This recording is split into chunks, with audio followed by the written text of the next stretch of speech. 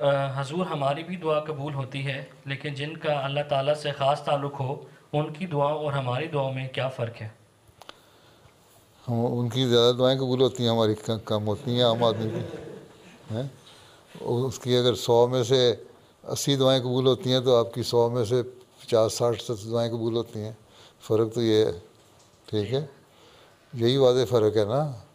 جی ایک جو دیریا ہے وہ بھی، اگر اللہ تعالیٰ نے قرآن شریف میں بھی لکھا ہے نا کہ نام ماننے والے دریا میں سمندر میں پھنس جائیں، دعا کرتے ہیں اللہ تعالیٰ مجھے نجات دے دے اس سے، تو میں تیری عبادت کروں گا یا تیری بات مانوں گا۔ جی اور اللہ تعالیٰ اس طوفان میں سے نکال دیتا ہے ان کو، سمندر میں سے خشکی میں آ جاتے ہیں اور نجات مل جاتی ہے ان کو۔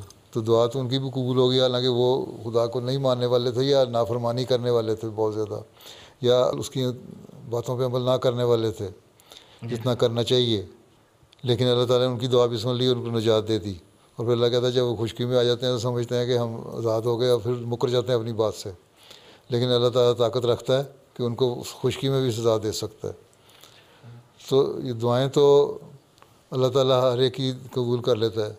بعض دفعہ ایک مذہب کو نہ ماننے والا بھی ہے، جب وہ ایک دم اللہ کو پکارتا ہے تو اللہ تعالیٰ اس کی سن لیتا ہے، جس طرح اللہ نے کہا میں نکال دیتا ہوں جی طوفانوں سے۔ تو فرق تو یہی ہے کہ جو نیک لوگ ہیں وہ دعائیں کرتے ہیں، ان کی اکثری دعائیں جو ہیں وہ سنی جاتی ہیں اور اللہ تعالیٰ ان کی مدد کرتا ہے۔ دوسرے لوگوں کی بھی دعائیں سن لیتا ہے، لیکن اس کی پرسنٹیج وہ نہیں ہوتی، جی ٹھیک ہے۔ جی